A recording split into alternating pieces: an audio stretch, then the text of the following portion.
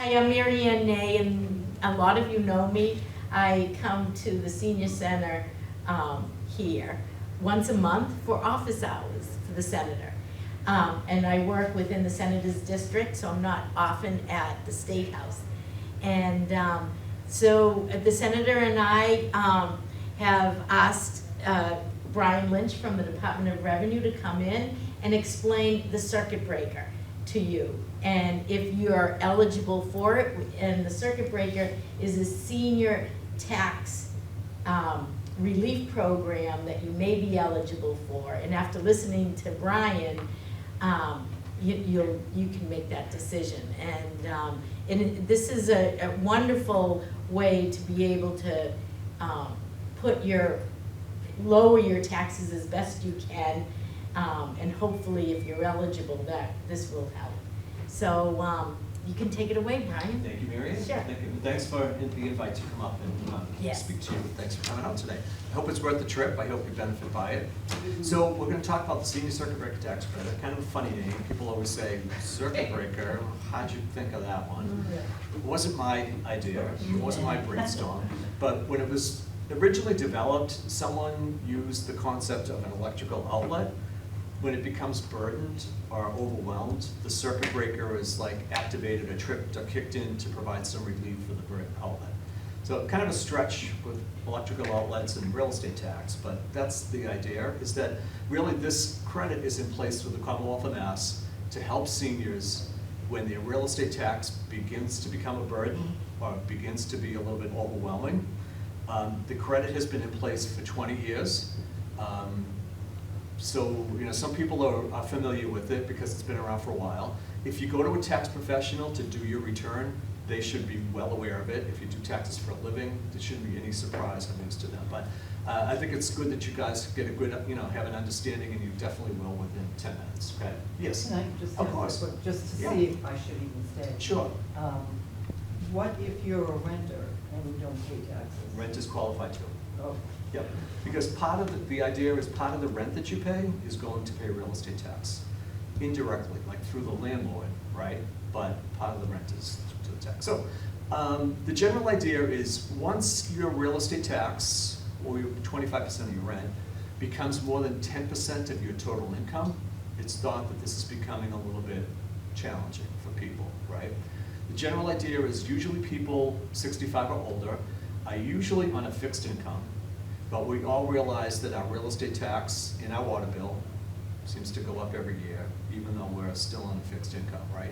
So this credit is in place to try to offset, to provide a little bit of relief for seniors to kind of manage that. So the calculation is really easy. That's why they sent me to talk about it. So half of the formula is 10% of your total income. So if you want to include, maybe if you have Social Security benefit, bank interest, IRA distribution, a part-time job, whatever you have. And everyone has a different story, right? So you have a better idea. Just kind of try to, it doesn't have to be exact, but just kind of bundle up in your head what your total income would be like for the year. And I want you to take 10% of that amount. This credit is going to help you out when we think of what we pay in real estate tax to the town. And we're able to add half of our water bill to the real estate tax. By adding half the water bill, we're trying to boost the credit a little bit for you. So the credit kicks in when your real estate tax, together with half your water bill, becomes greater than 10% of your income. So I like to think of 10% of my income as like a break-even point, right? If my real estate tax and half my water bill isn't quite up to 10% of my income, it's not working for me yet. It might work for you in a couple of years if you're still on a fixed income and your real estate tax and your water bill has increased a few years from now. At least you're going to be aware of it, right? So let's use an example. Maybe my total income for the year is $60,000. 10% of that is $6,000. That, just in this example, that's my break-even point, right? When my real estate tax, together with half of my water bill, goes over $6,000, the credit is kicked in, beginning to work, whatever that amount is over 10% of my income. So let's say my real estate tax might be $7,200. I'm $1,200 over that's $6,000, which is 10% of my income, right? We can use any different numbers we want. But that's really the crux of the whole thing, is 10% of your income is kind of like the magic number. Once your real estate tax, together with half your water bill, goes over that, the credit is available, you're gonna be eligible, you could benefit by it. For renters, it's 25% of your rent. So we're gonna use the same income measure, 10% of your income, and then we're gonna look at 25% of the rent that you pay. If 25% of the rent that you paid is greater than 10% of your income, whatever amount that might be, that's the circuit breaker credit available for you. The only catch with the renters is if you're in any type of subsidized housing, like federal subsidy or state subsidy, or you're in a charitable, like it's a organization, like a religious organization that's not paying real estate tax, then unfortunately you wouldn't be eligible for the credit, because the thought is that you're already kind of getting a benefit by having rent subsidy. So that's why you wouldn't be eligible for this particular credit. The nice thing, the legislature more than doubled the credit in their tax relief package that was passed in the fall. You might have seen it on the news. So if you look at my handout, on the right-hand column, under 2023, the maximum credit has been increased to $2,590. Last year it was $1,200, so it's more than doubled, right? I wish everyone could qualify for the max. It would be awesome. Wouldn't it be great? Yeah. But because everybody has different income and everybody pays different real estate tax, everyone's credit is going to be different. Sometimes at the end of the presentation, people say to me, oh, from what you told me, like, it's not going to work for me, I'm not eligible. Maybe this year, but again, maybe going forward, you might be eligible for it. Some people might say, oh, this is gonna, I can benefit $400, $600, whatever. It's everyone's different. Sometimes people say they just learn about it for 2023, and the credit's been in place around, again, for like 20 years. The state is generous, but to a point, would say, right? That you are able to apply for the credit for the prior 3 years if you qualify. So the IRS operates the same way as the Commonwealth of Mass, in that if you want to come back and say, I overlooked something, you owe me some money, like I'm due a refund, or I can use this credit, you can come back, but it's within 3 years of the due date of the return. So when we look at the chart, we have the tax years of 20, 21, 22, still available, still open. If you were 65 in that particular tax year, you look at the numbers that, like eligibility, we'll talk about the income eligibility in a second, but if you think that you might be able to benefit in the prior few years, you need to take action on 2020 pretty quickly, because you have a month, we're coming up on April 15th, 3 years from the due date of the 2020 return, right? If you apply for it on May 1st for 2020, you're gonna get a letter from us saying, got your application, sorry, you kind of missed the deadline. When I come back here next year, on my handout I'm gonna have the numbers for 2024, and 2020 has fallen off, dropped off, because it's too late to apply for that, right? So there is some income eligibility. If you're single, the 2023, your total income has got to be under $69,000 last year. If you marry joint with your spouse, that qualifying income is under $103,000. Some folks file as head of household because they have a dependent person that's living with them, maybe a grandchild or some other dependent person where they're providing more than 50% of their financial support. That qualifying income for the head of household filer is $86,000. The other thing we need to think about is there is kind of a limitation or cap on the assessed value of your home.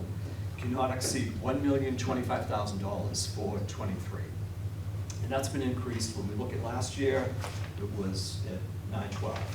So there's been an increase. So, we can see the progression in the numbers over the years, and we would expect for 24, we're gonna see I would say probably a slight increase in the credit maximum amount, and like an accommodation for the income amounts usually go up by a few $1,000s every year too, okay? So it really comes down to 10% of your total income. Is my real estate tax and half my water bill greater than that? Yes, it is. Great, you're gonna benefit. This is for you.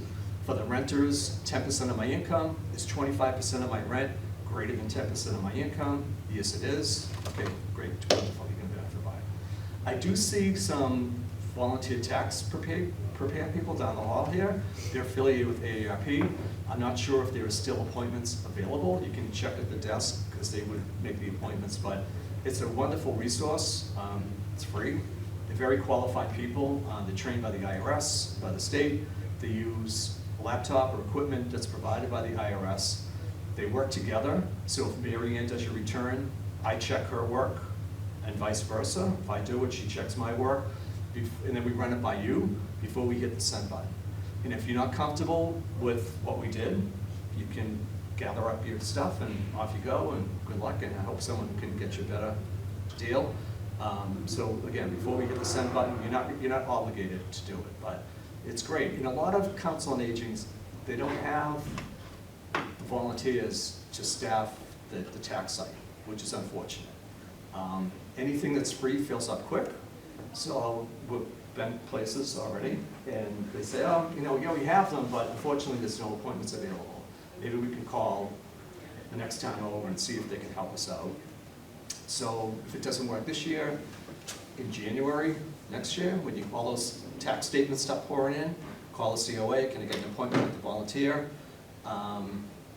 And there's never enough volunteers, right? Any volunteer thing, we're always looking for volunteers. So if you like taxes and you think you want to volunteer to do taxes, we've got a job for you.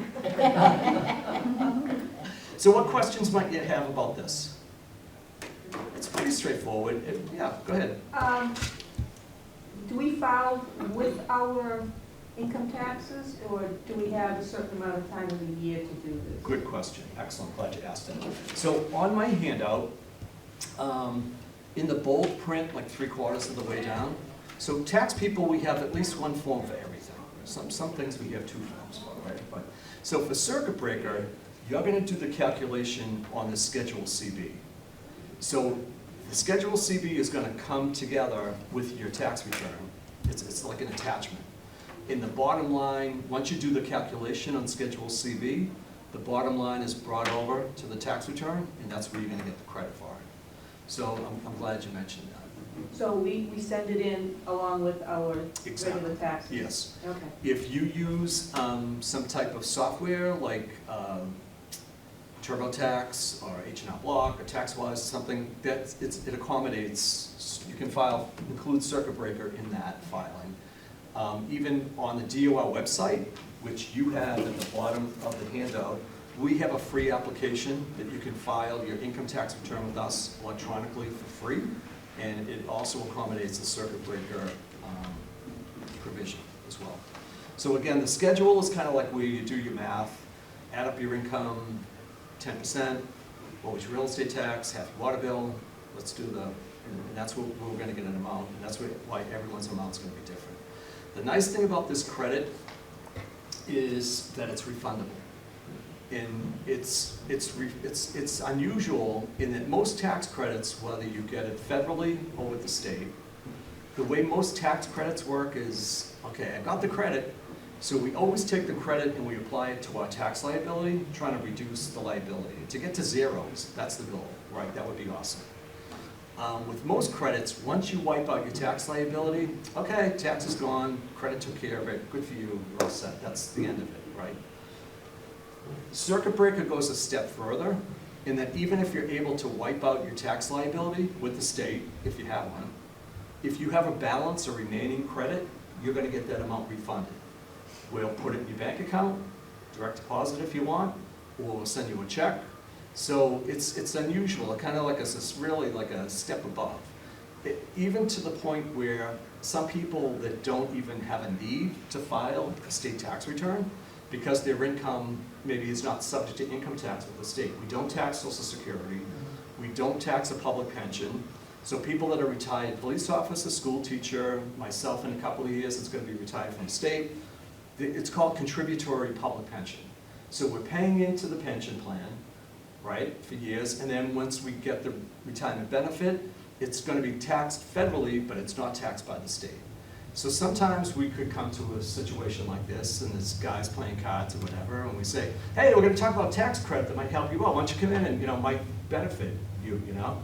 Oh, no, I don't file taxes, it doesn't apply to me, it doesn't matter, right? And I'd say don't cut yourself short, because if the numbers work for you, if you're eligible, you're gonna get the, even though you don't have a state tax liability, you don't pay, haven't paid state tax, haven't filed a return in years, you can still get the circuit breaker credit. And again, the whole thing will be refunded, so it's nice. I mean, it's unusual. Most credits, again, either federal or state, don't really, they're not that generous, I would say. Yes? So if you don't have to, so I'm an example of that. Okay, good. I only get Social Security. Yes. I don't have to file taxes. Right. Do you have to, how do you complete the Can't get the check without filing the return. whole? That's, yes. So what would you put in? Your So- Social Security? and then- Yeah, so, you know, and the Social Security is not taxed by Massachusetts. Right. Even when you look at our return, there's no line to I put know. Social Security. You That's can't why even I'm find asking. it. Good. So we might say like taxable income is 0. My income tax to Massachusetts is 0. But now that I've calculated on Schedule CB, I've calculated my credit for circuit breaker, and I came up with $480, that's my refund. And I'm gonna give you my bank account and my account number, and you can put the money right in my bank account. And because I have the prior, I mentioned this already, but just to reinforce, so I know everyone's kind of working on their 23 return at this point. Just that was 22. So everyone's working on their 23 return, right? But the prior 3 years are also open or available. Sometimes people come to a session like this and they say, never heard of it. But you know, from what you told me, I think this is gonna work for me. I think I can get something out of this. I said, good, that's great. Have you been 65 for a few years? Yeah, I have. And you know, you've been paying real estate tax or rent? Yeah, I have. So you're able to apply for the prior couple of years. There are 2 situations. If you are someone that didn't need to file your tax return, you want to file a tax return for these years to get the refund. Or if you're someone that did file for the prior years, but you weren't aware of it, you overlooked it, whoever did the return for you wasn't aware of it, you didn't benefit by it, you can amend or correct the prior year return. And again, you have 3 years from the due date of that return to come back to us and say, I think you owe me some money because I didn't take advantage of circuit breaker. And you won't, like, I'm looking for my refund now, which is fine, okay? But again, that's how the IRS operates and that's how DOR operates, is we'll let you, if we owe you some money, we're happy to process and help you out, but you do need to do it within 3 years of the due date of the return. So for someone going back to 2020, they would have to file just like their taxes by April 15th? Is that what you're saying? That's what I'm saying, is because there's not as much pressure on like 21 or 22, because we still have some time, right? But for 20, the clock is really speeding up now, right? We have a month left to do. And you can amend your 2020 return. And really the way to do it is if you had a tax professional that did your return and you think they didn't, you think that they overlooked it, they didn't give you the benefit, I would call them up and say, from what I hear, I think that I should have got the circuit breaker tax credit. Can we revisit this? And if it was overlooked, they should take care of it for you. Again, if you didn't file, you didn't have a need to file a return, you need to file an original return. That's how that goes. Does that, okay. So you mentioned federal and state. Yes. But you pick one to. No. So I work for the Commonwealth of Mass. Yep. This credit is only available through Commonwealth of Mass. That's what I thought. Yeah, exactly. I just got confused because you mentioned federal, so I didn't Yeah. know where federal fit in. Yeah, I think maybe I might have mentioned the public pension for the police officer, school teacher, myself, mass retiree. That retirement is taxed federally, but not by the state. I'm sorry if I confused. Yeah, I mean, I was pretty sure it was only through. Yeah, the that's state. true. Okay. Yes. I was just talking to my brother and sister-in-law yesterday and mentioning that I was going to be coming over to Mhm. sit in on this. Right. And she said to me, what is it called? I said, it's a circuit breaker. Well, what is it? And of course, I couldn't do justice to summarize that in a simple way. Right. But I'm looking at this, I mean, I can't imagine they wouldn't qualify. And they are going to a tax preparer, so one would think, but they might have to just look through the previous state returns to see if that preparer Exactly. maybe did it and didn't really highlight it to them. Exactly. So sometimes, I mean, that question comes up, If not, they it's, could go back. it's common. So you could go back and look at your 22 return at home, Yeah. or your 21, or your 20, and you want to look at line 44 on the tax return. And if you have an amount on line 44, then you got the credit, and whatever amount is, that was your circuit breaker credit. Also, if you go to a tax professional, when you're all done with them, they give you a nice package with all your copies of all your forms, and off you go. So if you have copies of the stuff at home, you can look at what they prepared for you. You want to look at your state return, and you want to go to page 44.